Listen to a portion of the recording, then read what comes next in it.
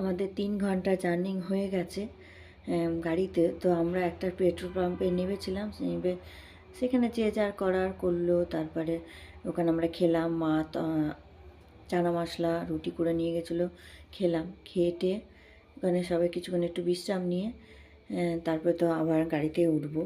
তো আমার শরীরটা খুবই খারাপ হয়ে গেছিলো। ওই 3 ঘন্টার মধ্যেই আমি 3বার বমি করে ফেলেছি। দিয়ে খেয়ে বিশ্রাম নিয়ে সবাই, তারপরে আবার গাড়িতে সবাই উঠে পড়ছি আমাদের যেখানে যাব সেই উদ্দেশ্যে।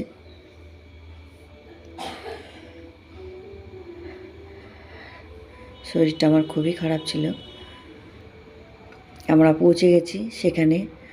পৌঁছে গিয়ে তো এইখানে আমাদের গাড়ি গ্যারেজ করতে হবে। এইখান থেকে আমাদের আবার টোটো ধরলাম, আমরা গ্যারেজ করে টোটোতে উঠে পড়বো।